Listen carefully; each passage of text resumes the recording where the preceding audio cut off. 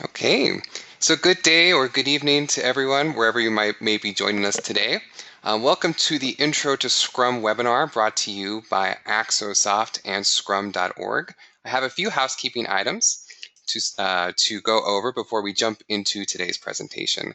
The first one is that this webinar is scheduled to go for 1 hour, with the first 45 minutes reserved for the main presentation and the last 15 minutes reserved for general Q&A. As some of you have already noticed, you do have access to the GoToWebinar control panel. There is a section where you can post your questions. We will be reviewing questions as the webinar goes on. You're welcome to post your questions as we go over certain key concepts, as towards the end we'll be reviewing those questions and trying to see if we can answer those towards the end. This webinar will be recorded, and the recording will be made available in a few places. It'll be made available on the Axosoft YouTube channel, on the Scrum.org YouTube channel, and also it will be sent via email to, so if you register for this webinar, you will get an email 24 hours later with that recording. Let me go ahead and introduce myself. So my name is Jonathan Silva. I'm the Director of Customer Success here at Axosoft.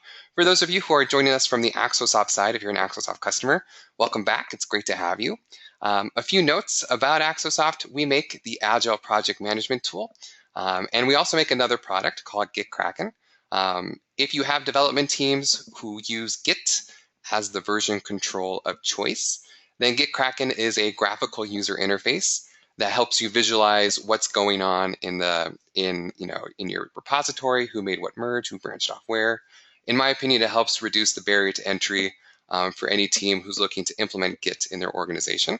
But today we'll be focusing on, later in the presentation, I'll go through some examples of how you can implement some of the Scrum Framework key concepts that we'll discuss in the main presentation today.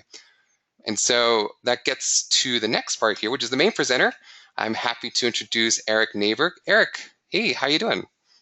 All right, thank you, Jonathan. And as Jonathan said, good morning, good afternoon, good evening, depending on where you might be in the world. Thanks for joining us today. A little bit about myself. I run marketing for Scrum.org and have a fairly long history in software development and delivery. I started my career back in the early 1990s building a data modeling tool as its first product manager for a product many of you may have used or know called Irwin, which has been bought several times and so on. Spent many years at IBM and Rational Software and in other places, always focused on helping developers deliver software more efficiently with greater value. Scrum.org is the home of Scrum. We're run by Ken Schwaber, one of the creators of Scrum.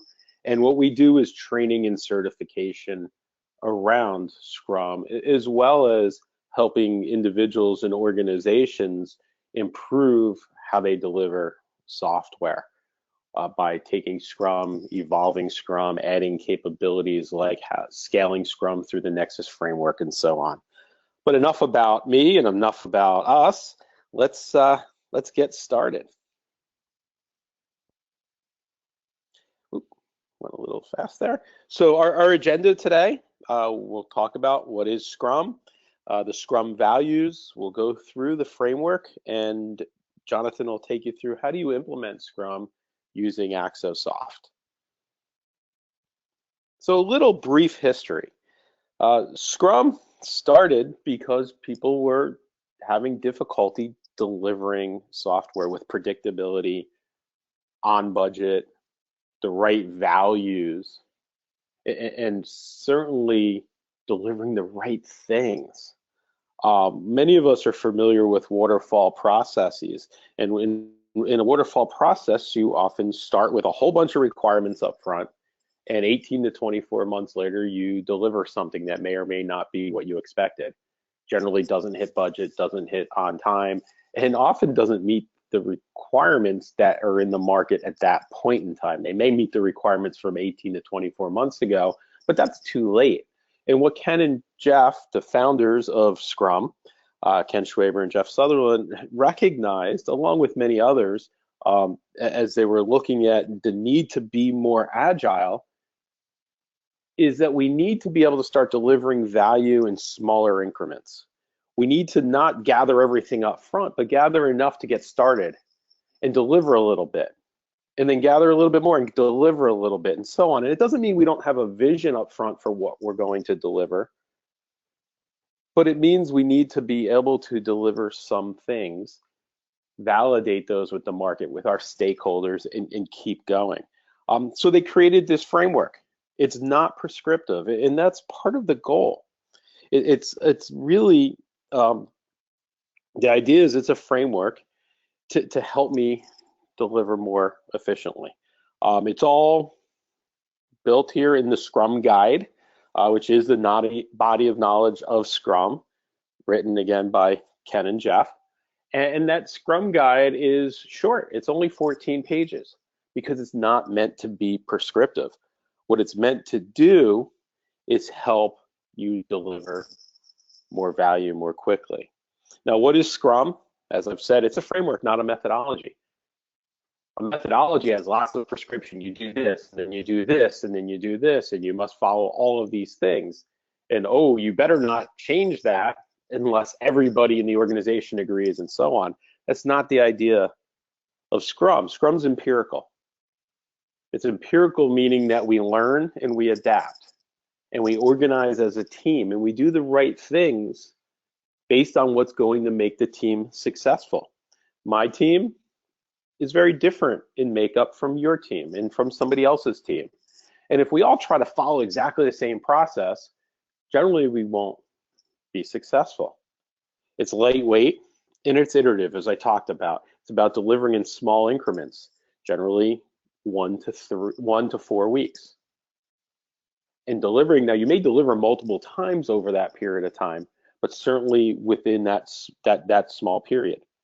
And 3 factors that are really, really critical, in my opinion, to Scrum are these circles you see here on the right: transparency, adaptation, and inspection. What we're doing must be transparent to the team and to our stakeholders. Because if we don't get that feedback, if we don't do what we think we're supposed to be doing, how do we make sure that we're doing the right things? And if we're not constantly inspecting and adapting, looking at how we work and what we're doing, and making changes to improve, how will we get any better? So we'll talk about all of this and how the framework really helps you do that. So the Scrum values. This was actually added about a year ago, it was last July, to the Scrum Guide. And we released, or Ken and Jeff released a new version of the Scrum Guide. And the Scrum values were a key component. And as I've worked on different Scrum teams in delivering products to market, I really find these super important, really key to how the team works together. Now, you may look at this and say, oh, this is common sense. Well, yeah, in many ways it is. You may look at it and say, oh, well, of course we do this. Well, if it's not written down, often we forget it. 2, we need to really enforce and live by these values within the team. Because if the team doesn't feel like they're protected by these values, they're going to act very differently. They're going to start worrying about perceptions and worrying about what's around them and so on, versus feeling that ability to really be open, transparent as a team. So that Scrum team must have courage to speak up, courage to do the right things, courage to talk openly and honestly within the team and outside of the team, but certainly within the team as well. They must have focus on the things that they are going to work on, both focus on their individual work as well as the work of the team. A big part of Scrum is this is all about the team. It's not about the individual. We together as a Scrum team are delivering. It's not individual work. Now I'm working on my pieces and you may be working on your pieces, but it's still about the team. We must have commitment to the team, into the work that we're doing. We must show respect for one another, but be open to each other as well, and really being willing to say the hard things, to have those conversations. We'll talk a little bit about retrospectives and how all of these things fit into there, but they fit into everything we do on a daily basis. So this is the Scrum framework, and I'm not going to walk through it now because I'm going to touch on each piece. But when you look at this framework, think of this as one sprint. And a sprint is the duration of work. So this is all encompassed in a sprint. One of the things you'll see kind of over on the right, the increment, that thing that's delivered, you must deliver at least once per sprint. Now, delivered doesn't necessarily mean to production, but it must be production ready. So it might be into another environment. Maybe you're in an industry that's highly regulated and you can't just deliver at any point in time. But you can also deliver many times within a sprint that make that increment that gets delivered as well. So it's not just one increment per sprint. That's a Scrum myth I often hear. I've been at presentations where people say, oh, well, we can't use Scrum because we want to deliver daily. And Scrum says you only deliver once per sprint. Well, no, Scrum does not say that. Scrum says you must deliver at least one per sprint, but you can deliver multiple times per sprint as well. And you'll hear me throughout this presentation talk about myths because there's a lot of them out there. And I like to try to address those as they come up. So Scrum is made up of a set of roles, and there are 3 roles within Scrum. We've got the Scrum Master, right? And the Scrum Master's job is to support and help the team. It's to teach the team Scrum and make sure that the team is abiding by the rules of Scrum. It's to help coach the Scrum team. It helps facilitate the work within the team as well, making sure that the team is working together, working well together, helping them overcome dependency issues and impediments and so on. The Scrum Master, part of their job is to also put up a shield around the team to help the team remain focused. So if people from outside the team are coming to an individual asking them to do something that's not part of what's planned in that sprint, the Scrum Master's role is to shield them off and to handle that, maybe through them or the product owner, who we'll talk about in a moment. But it's to really make sure that we're focused and to help them do that. A good Scrum Master over time might have multiple Scrum teams that they're supporting, that they're a part of, because as they teach, as they facilitate, as they coach, they're getting those teams more and more up to speed. They're making those teams more and more self-reliant and independent, and they're able to kind of scale out.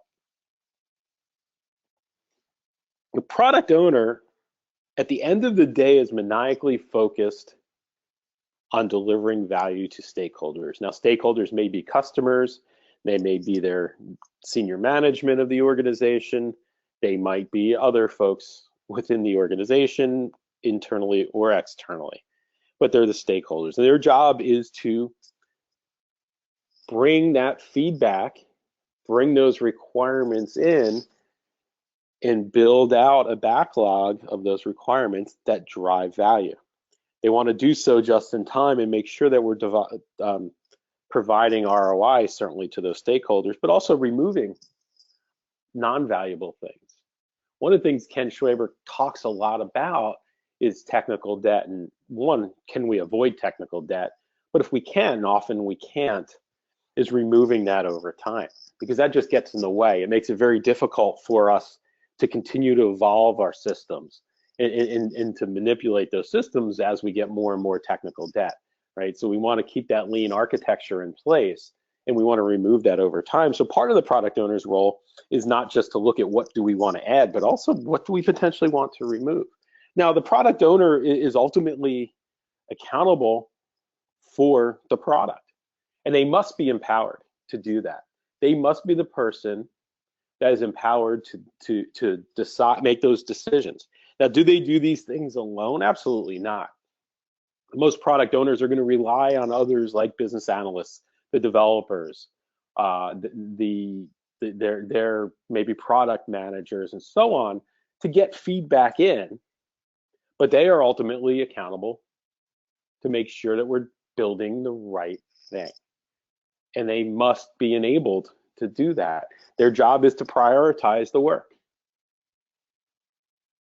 And their job is to make sure we're doing the right things. The last role is the development team. The development team is self-organizing. They work together to figure out how they're going to deliver the work is defined by that product owner. They're going to do forecasts. They're not committing. So when we pull work into a sprint, and I'll talk about the sprint backlog in a few moments, they don't commit to, oh, this is all of the work we're going to do, but they forecast that this is what we are going to be able to do because we're time boxed within that sprint. We're going to get the work done we believe we can get done within that sprint. They transform backlog items, product backlog items, into those increments that we talked about, and they're constantly learning and collaborating. They're working together as a team. And that development team's ultimately responsible for delivering the value. The product owner defines the value. The development team delivers that value in the products that they're delivering. So next are the Scrum artifacts. So the first artifact we'll talk about is the product backlog. The product backlog is, as the title states, it is the backlog of items to be worked on. That product backlog consists of all of the open work that needs to be done. Now, over time, that backlog gets longer and longer, and then hopefully maybe even shorter as we're checking things off. But it's not fully defined at the beginning. We probably have some big items and some smaller items and some things that need to be refined over time. We certainly have at the top of the backlog, those items are pretty well defined and refined down so that we're able to start pulling those in and working on them. But as we're going through, we're constantly inspecting and adapting that backlog. We're constantly looking at that product backlog to add more capabilities and so on based on the vision of what we're looking to deliver. The product owner is ultimately responsible for that product backlog, defining the items within it and prioritizing those. And as I said, they're not necessarily the only one doing that. They may work with product managers and business analysts and others to help create that, but they're the ones ultimately responsible for it, and they're the ones that are prioritizing that work because the product backlog is going to define the value that we're delivering. The sprint backlog is the work that we're going to do or that we plan to do. Remember, not a commitment, the work that we plan to do within a sprint. So, and maybe I should have even reordered this and had some of the events first, but I'll talk about sprint planning and how the product backlog or the sprint backlog fits into that in a few moments. But the sprint backlog are the product backlog items that are selected for a particular sprint that the development team's planning to deliver within that sprint. And I'm pulling those items in, and those items are owned by the development team. And they may be refined further, and they're going to be selected by a member of that team once in the sprint backlog as the work that they're going to do. I'm only going to have one sprint backlog, and that sprint backlog, so if I'm in sprint, in this example on the slide, I'm on sprint 3. So sprint 1 is complete, sprint 2 is complete, I'm now on sprint number 3. I'm not putting a sprint 4 backlog on until I've completed sprint 3. Not necessarily all the work in sprint 3, but the time box of sprint 3, and we'll talk a little bit more about that. But we're working through that, we're pulling items in, and Jonathan will actually show you a little bit about how that works as well. The increment is that ship-ready product. It's what we've now developed during the sprint and are ready to deliver. Like I said earlier, I can have multiple releases within a sprint that make up that increment, but I must have at least one increment. I worked on a project or a product rather recently where we were able to every sprint release a little bit more capability. And what was important to that, it was amazing. We were rebuilding a website, and at the end of our first sprint, we had a working homepage. So because we had a working homepage, not some document, some JPEGs or something that we could review and say, oh yeah, that looks nice, that's pretty. I think I'll show this to some users, they can use it. Well, that JPEG isn't reality. You're not really touching it. You're not really using drop downs. You're not clicking on links. So it always looks good in picture, but then when you actually create it in code, you get a very different opinion and very different set of feedback. So what we're able to do within the first sprint is design, develop, and deliver a working homepage.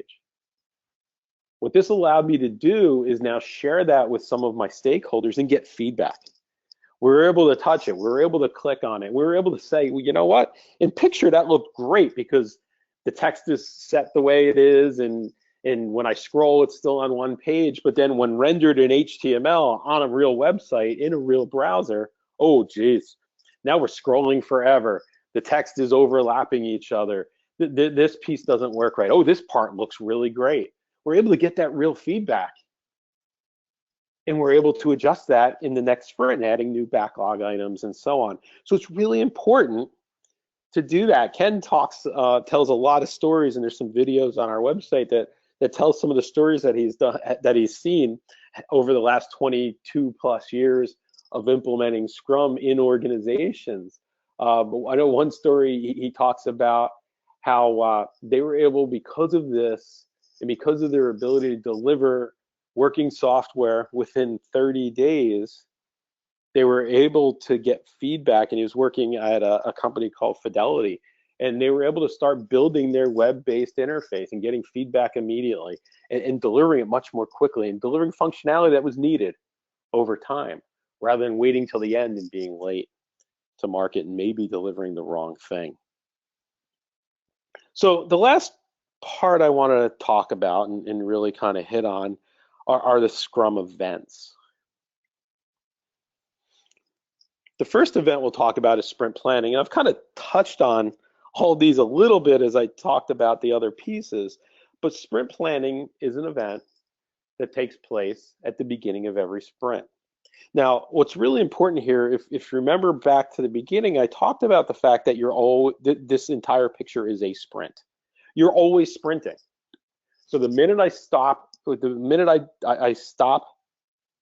the last sprint, I start the next sprint. So sprint planning is that, I'll call it kickoff in quotes, to the current sprint. And we are now sprinting once we're in sprint planning.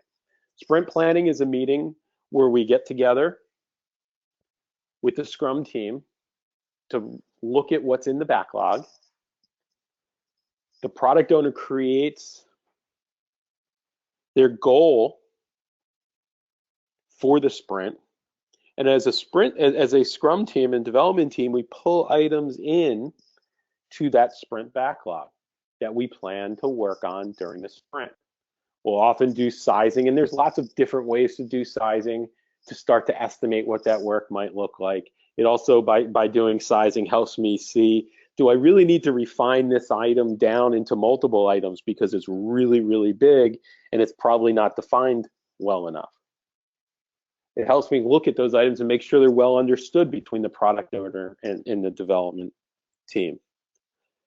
It helps me build out what we're going to do. Now, one thing, and I actually was just reading an article that I was quoted in, and there's some misnomers here as well, some myths. You do not need to build out a full sprint backlog to start the sprint. You need just enough work in there to get started. So the article I was reading said that the sprint backlog is built to define all of the work to be done in the sprint. Over time, yes, but at the beginning, no. We don't know exactly what we're going to have. Maybe we can define it all, but we don't have to. We can keep pulling work in, and that's why if we're working together as a team, and because of the transparency in the product backlog, we can keep pulling items in as tied to the sprint goal and prioritized by the product owner. One of the myths I want to hit on here is the comments that I often hear about velocity. I've heard people talk about hypervelocity. It's all about delivering faster. That's not necessarily the case. It's not about speed. Now, speed's important, don't get me wrong, but it's really about delivering value, right? That's why we talk about that increment. That's why we talk about the sprint in the time box of the sprint. We want to deliver value. And if I deliver the right things, we're going to make our stakeholders, our teams more successful. I can deliver a whole lot of garbage fast, and I'm just delivering more garbage. If I'm delivering a lot of value, that's what's really important. And that is really at the heart of Scrum. It's about delivering value. So the next event is the daily Scrum. The daily Scrum is a 15-minute time box. And the goal here is to inspect and adapt daily. The members of the Scrum team or of the development team attend. The product owner can and should, but doesn't have to. The Scrum Master can and should, but doesn't have to. The Scrum Master's job here, or role, is to make sure that the development team knows how to run their daily Scrum and that it happens. The goal is to have it always happen at the same time, same place, every day. Because if you start moving it around, what's the next thing that happens? It just gets in the way, it gets inconsistent. You want it to become a habit. So the goal is to have it always at the same time, same place, same day. And it's a 15-minute time box. It can always be shorter, but we want to cap it there. It's not a status meeting. There's a great video that one of our professional Scrum trainers, Stephanie Ackerman, just videotaped. It's on our homepage of our website talking about how it's not a status meeting. The goal here is the goal of Scrum, constantly inspecting and constantly adapting. Now we're going to look at what kind of work has been happening. Are there impediments? And Jonathan will give you some demo of how a daily Scrum takes place. We're going to look at those things and are the things getting in the way? Is something being blocked? Now, at the end of the day, we shouldn't be waiting for the daily Scrum. If I've got an issue and we can resolve it outside of the daily Scrum, we should do that. Or we shouldn't wait, oh, well, I've got a problem now and it's 9 o'clock and my daily Scrum isn't until 6 o'clock. We should just sit around on our hands. No, let's resolve that. But this is the opportunity for us to talk about the work that's going on, inspect what's happening, and make changes if we need to. This is about inspection and adaptation. And you often hear people talk about the 3 questions. What did you do today? What are you doing? Or what did you do yesterday? What are you doing today? And what's in the way? Well, those are good things to kind of think about as we're having a Scrum, but that sounds very much like a status meeting. So make sure, and it's clearly defined in the Scrum Guide, is those are optional questions to help you get started if you don't know where to go and what to do. Let's make this about a conversation. Let's make the daily Scrum about those sorts of things and so on.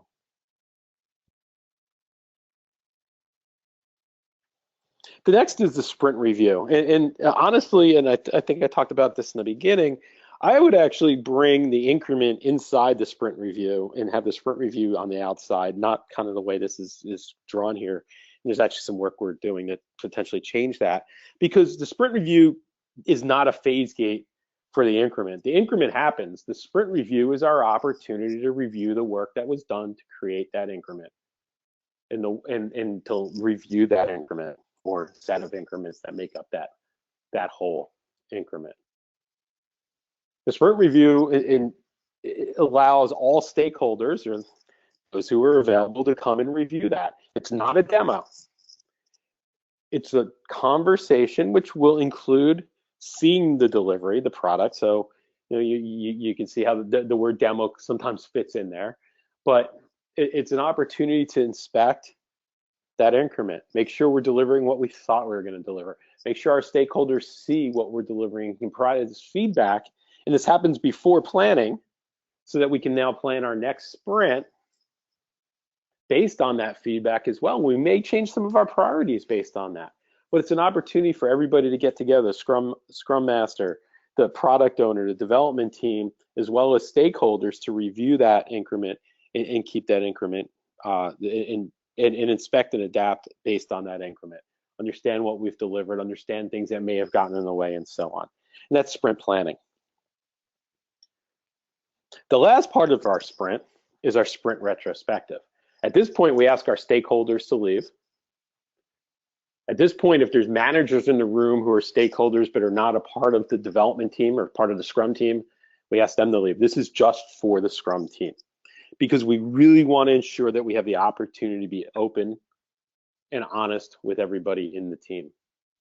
This is where we walk through the last sprint and look at what happened, not from a what did we deliver standpoint, but how did we work together?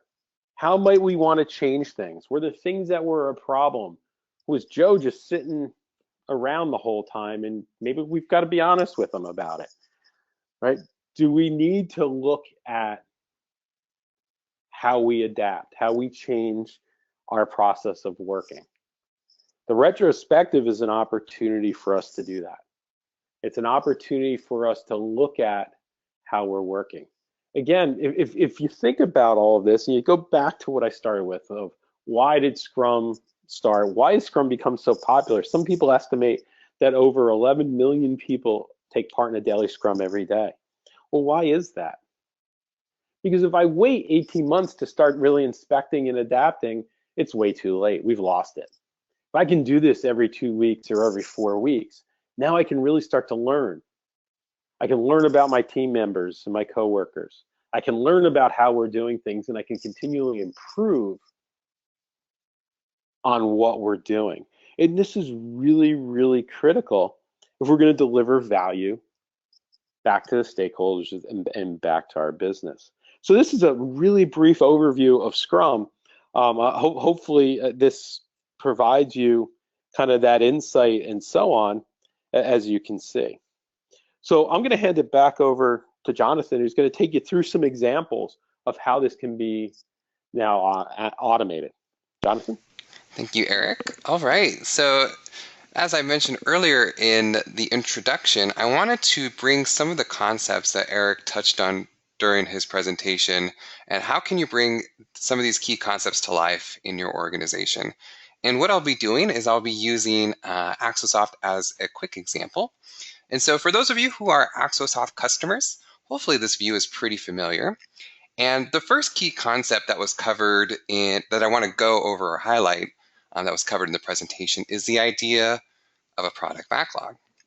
One of the key concepts of a product backlog is that it will be a list of product backlog items, and these are things that just have to get done in order to push product out the door. If you're building a new product, do you have to set up the infrastructure? Do you have to decide on, okay, we need a Mongo database here, we need a SQL Server database there, like the nit and gritty of things that need to get done.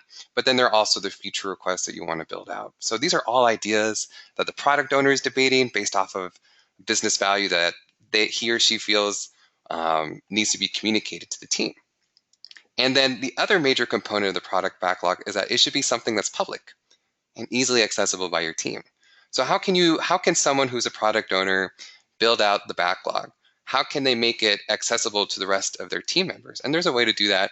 And I'll just show you real quick how you could do that here in Axosoft. So for those of you who are seeing this for the first time, this is Axosoft. I'm going to keep it brief. I have the organized panel here on the left, which filters all the product backlog items that I see here. Right now, it's a nice short list. And I also took inspiration from one of my favorite films just to build out some of these test items. So if I am someone who's a product owner, I built out a project folder just to help me stay organized. Like, okay, here's the backlog that I'm going to use, but I want to prioritize these items based off of what I determine to be, this item is of higher business value than these other items. So one way you can do that is by going to rank view, which I have here. And it's a stack rank. It's purely based off of position. And what we can do here is take items. So I can promote this unranked item all the way to the top. So now that item 20 is ranked higher than item 7, item 10, item 4. Maybe I want to demote an item, and so make it unranked. So I move item 8 all the way down. And once I'm done, I can go back to a list view and I can sort by this rank. And so here we have item 20 at the top, then 7, and then so on and so forth. So essentially what I've done here is I've created a list of all these items. And really what you need to just focus on is, I can remember what I mentioned earlier, build out the SQL Server, install Mongo. Those are all just the product backlog item itself. It just shows you that this piece of work needs to get done. And now that I have a list that I can refine further if I wanted to, but I want to make this easily accessible by the rest of my team members. How can I do that? And there's a way to do that here in Axosoft. And it's a lot like, for those of you who remember either writing essays or reports in Microsoft Word, and you remember the save as function, it behaves a lot like that. And so here, I can right click on this tab here, which I have called work items. I can right click and I can save the current tab, which is essentially just like that save as function. I already have a backlog, but I can name it whatever I want, but I already have a saved tab called product backlog that I can select, and I can choose to make this public. So what is this going to do? Essentially, this is going to save this view so that anyone who adds the product backlog tab will see exactly what I see. So for example, I'll hit save, and say I were logged in as someone else, all I would need to do is go to the publicly saved tab section, click product backlog, and it'll recreate that same exact view automatically. So I've effectively shared the product backlog with my team members. They can review the list whenever they like. And if they even want to, they can refine the backlog even further. So in this case, I have item 20 selected. I can hit edits. And this is where, you can customize this how you want, but the general idea is as you get more information, as you're collaborating with your development team, you can refine the item and add more data into the item itself, just so that when someone actually gets to work, they have more information on what needs to be worked on. Or if they finally have a good idea of what needs to be worked on, maybe they're finally at the point where they can estimate the item. So those are two major things I wanted to show for the product backlog. That's great, Jonathan. Thank you. And when you're thinking about estimation and thinking about this, it's really needs to be a team effort. When you're looking at things, and there's a question that had come in, can you describe a little bit about how planning poker plays, for example? And that's one way of doing estimation. And what's important about planning poker or any estimation, I've seen people use shirt sizes, small, medium, large, extra large, 2XL, and so on. It really doesn't matter what way you do it. If you use a planning poker where you're using different numbers to validate the size of work, what's important is that you're agreeing on it as a team. So that if I think something is an extra large and Jonathan thinks it's a large, well, we better have a discussion to figure that out. Otherwise, we're now not on the same page, and maybe there's something that one of us is missing as to why he thinks it's a large and I think it's an extra large. It also comes over time. So on Scrum teams I've been a part of, estimation's pretty hard up front, but over time, as you start to work together as a team, you start to think more as a team, and you start to realize, well, yeah, what I mean is a large, you actually do mean is an extra large. And okay, let's, as a team, let's come together and bring those together. So I think this is a great way for the team to be working together and sharing information. And one of the really important pieces of this backlog is the visualization of it. We need a way to be able to visualize the work that's planned as well as ongoing.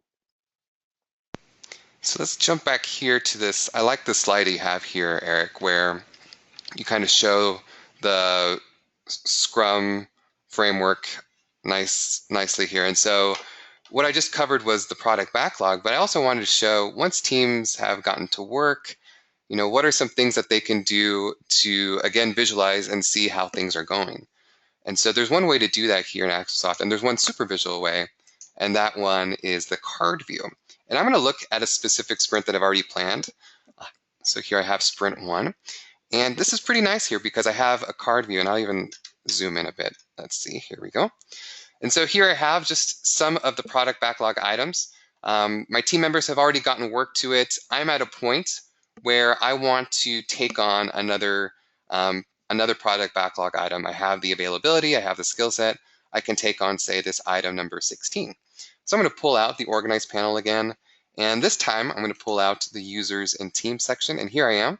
Here's me. And I'm just going to take this item, and I'm going to take it. So here it changes to my avatar here. It is now on my plate.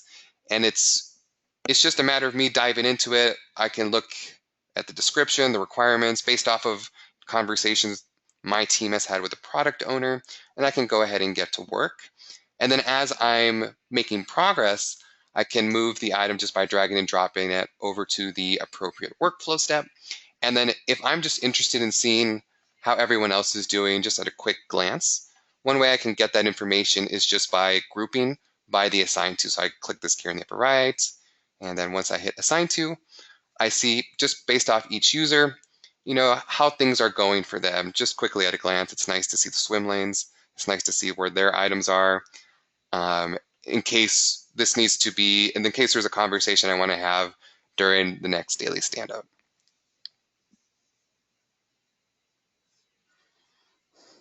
Yeah, and this is great, right? This now gets to more of that visualization that we just talked about. What you're seeing here, and part of what Jonathan's doing is, I assign work to myself.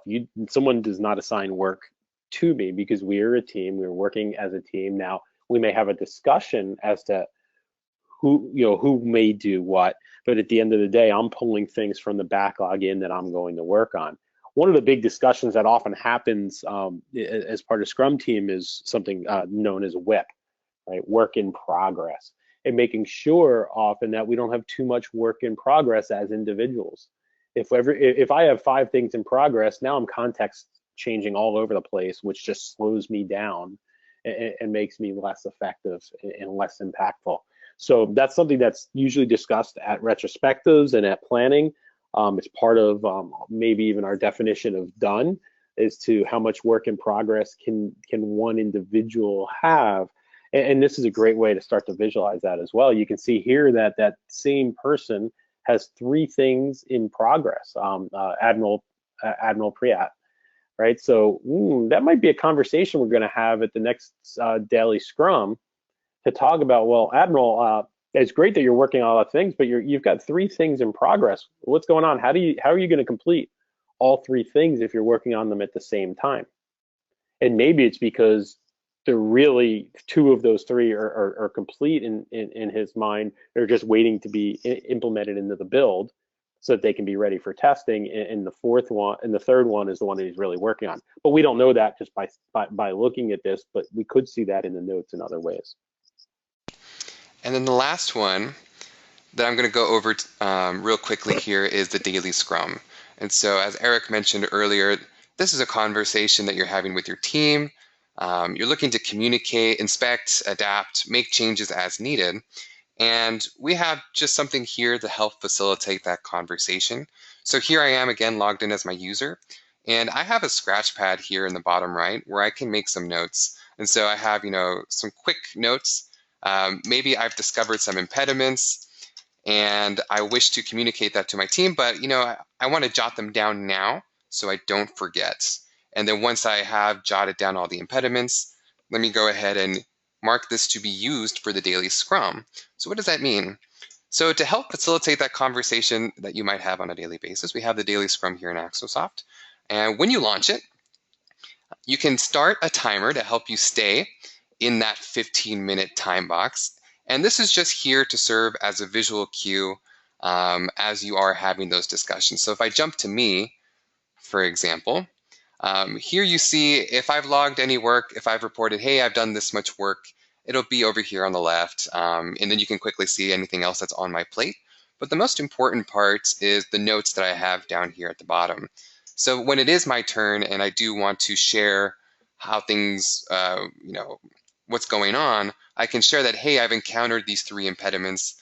Let's talk about it, or at least start the conversation. And if we need to continue the discussion offline, we can go ahead and do that. And so that's just real quick. This is just meant to be put up on a conference room projector or on a monitor or just somewhere that everyone can see. And again, it's just meant as a reference because the most important part of the daily Scrum is the conversation that you're actually having from team member to team member.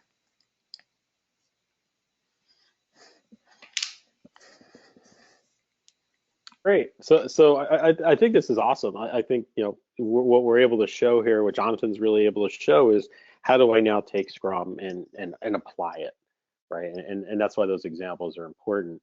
So we're going to get the question. Whoops. we're going to get the questions in a moment. I think there's some really good ones out there. Just in a nutshell, kind of summarizing what we just talked about, a team commits to delivering working software within 30 days or less.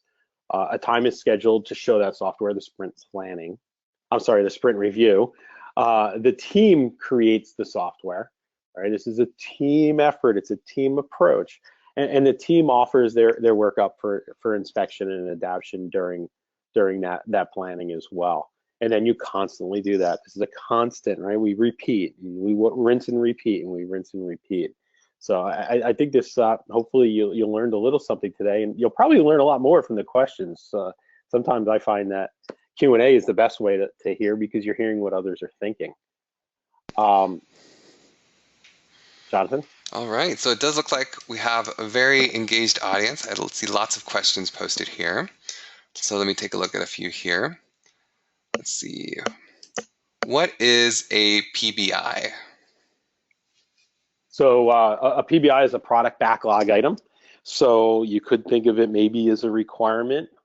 It's an item that's sitting in the product backlog that's been not necessarily refined, but over time will be refined into likely multiple product backlog items. So it's what Jonathan showed in that first demo. And then a follow-up question, and then folks, so now that we jumped into the Q&A session, you're more than welcome to post questions as we go along. We'll try to answer as many of them as we can. We have one question that came in earlier from Srivasta asking, who will place the items from the product backlog over to the sprint backlog? So during sprint planning, the development team will bring items in from the product backlog into that sprint backlog as part of the work that's happening during sprint planning. And during the sprint, they may pull additional items into that sprint backlog. The sprint backlog is a definition of work planned for a particular sprint. Okay, and we have another question from, I think, Katie or Kate. I apologize if I mispronounced that. Does the daily scrum have to be the first meeting of the day? No, it doesn't. Let's work at what's right for the team. I'm on a Scrum team, for example, which has people in multiple time zones.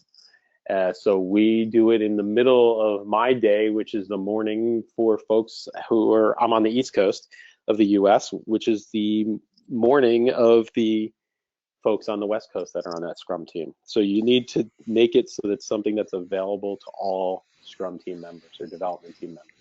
And then there was a follow-up question from William Griffin asking, what do you mean by 15-minute time box for the daily scrum? What happens if questions come up during that 15 minutes and do you need to stick to the 15-minute time box or extend the meeting? That's a great question, and one that comes up quite often, William. Let me give you a couple pieces to that. One is, if I schedule an hour meeting, we always find ways to fill the hour. If I schedule a 15-minute meeting, it makes us be succinct. So the idea here is, let's cover what needs to be covered in the Scrum, or in the daily Scrum, and then we can have action items that come out of that for follow-on meetings. In my Scrum team that I'm on today, we call those post-Scrums. So if something comes up and you can't see me, but we'll put up a little hand signal with two air quotes above our head called, as rabbit ears, and say we're going into a rabbit hole here, right? We're going too deep. The whole team doesn't need to be involved in this. Let's take that offline and let's make it a post-Scrum discussion, which could happen immediately after, it could happen later in the day. But the whole goal here is, let's keep this time box of 15 minutes so that we're succinct and focused on just what is the work that's happening today, were there any issues, and how do we learn from each other? And then anything that doesn't really have to impact the whole team, we can take that off as a side item. But really try to stick to that 15-minute time box, because if I give you an hour, I promise you will fill an hour. It's amazing. In a post job, I used to schedule all my meetings for 45 minutes instead of an hour. And it was amazing how we always were able to finish in 45, and the people who had the hour meetings always finished in an hour. You always find ways to fill meetings if it's there. And then we have a good question here. What are some tips for coaching stakeholders, especially the non-technical ones, who want a complete perfectly working product out of the gate. How do you get people who are used to waterfall type management practices to buy into Scrum? And that was from Andrew.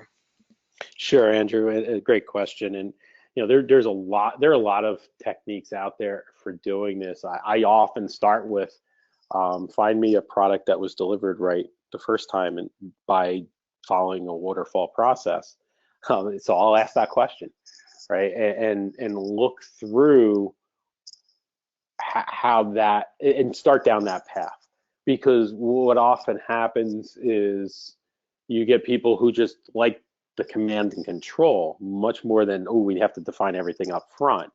And I'll talk about that, and I'll give real concrete examples of projects that started with lots and lots of requirements and what we actually ended up being delivered at the end, and how those didn't meet the needs.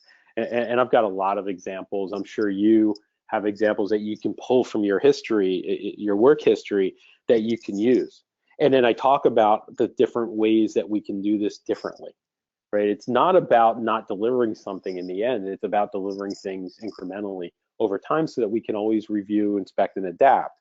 And I think if you go to your stakeholders and talk about that piece, that's really, really helpful. I mean, I've gone to stakeholders and said, well, you remember that project you worked on at whatever point, or give me a project where everyone went off into a black hole and showed up 3 months later with what you didn't want. And almost every stakeholder's had that experience. I've had that experience. So I talk about that and then say, hey, what if every 2 weeks or every 4 weeks, we came back to you with what we've done.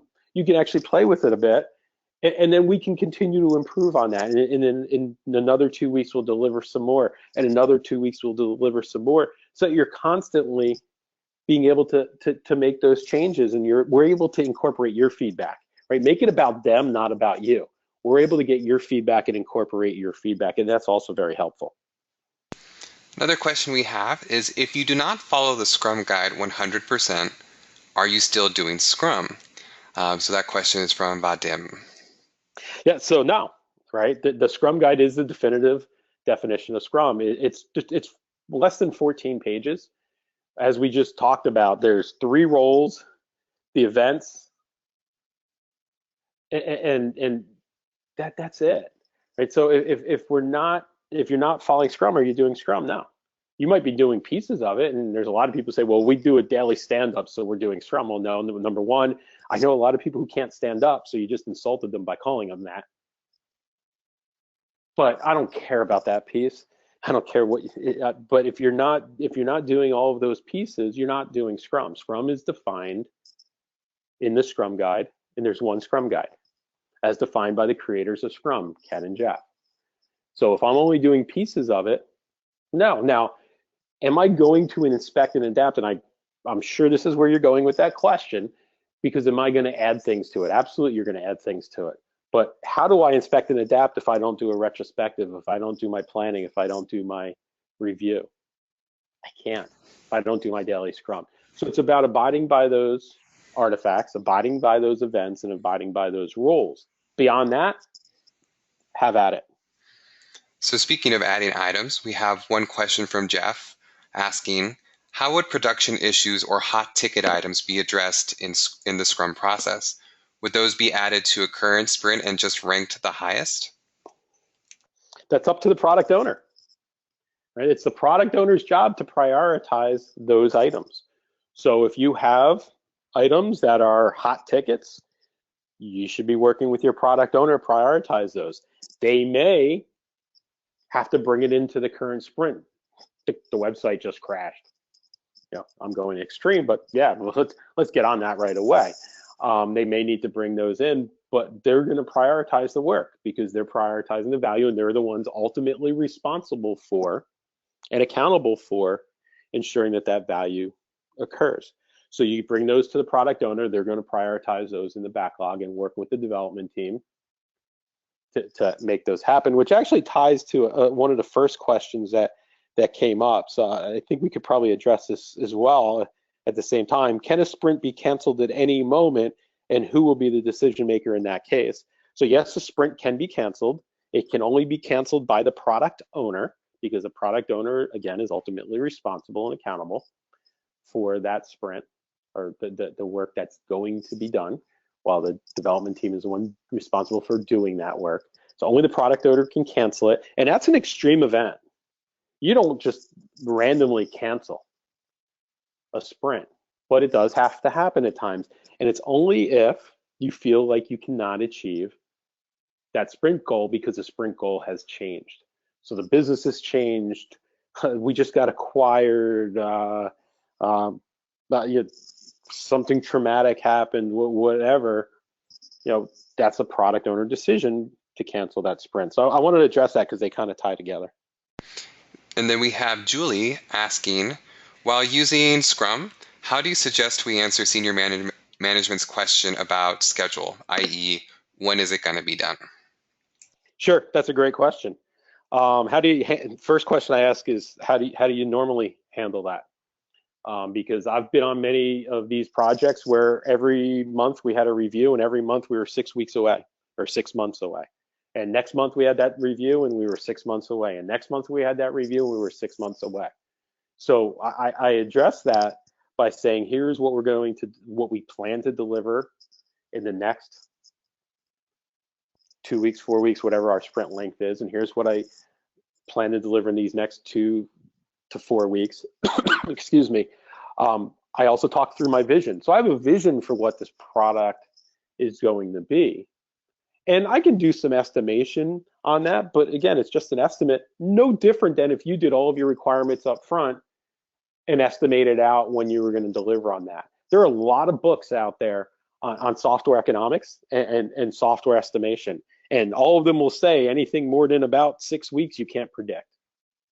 So you can go and build out all the requirements and get all the contracts in place and all of that and say, okay, we're going to deliver this in 18 months. I can pretty much guarantee you will not deliver what was in that requirements backlog in 18 months. You'll deliver something maybe, but it's not going to be what was in that backlog. So now if we want to say, okay, what are you going to deliver in 18 months? Well, we'll deliver something that's working software that meets the stakeholder needs. But I'm not going to tell you exactly what that is, because I can promise you our requirements will change over that period of time. And we're going to learn as we're building over that period of time. But if anyone's had a project that delivered exactly on time, exactly what was defined on the budget, they're kind of miracle workers. Okay, so we're reaching the top of the hour here. There were so many good questions here. I do appreciate everyone who posted those in. As we mentioned earlier, this webinar is being recorded, and we will have the recording up and ready to go, hopefully within 1 business day, up on our respective YouTube channels. We do invite you to subscribe to Scrum.org's YouTube channel, to Axosoft's YouTube channel. You will also get the follow-up email tomorrow with a link to the recording. So thank you so much. Thank you, Eric, first of all, for such a fantastic presentation. And thank you, everyone else, for taking the time out of your day to join us. It's been a pleasure having you, and I think we can adjourn this webinar. Thank you so much, everyone. Thanks, folks.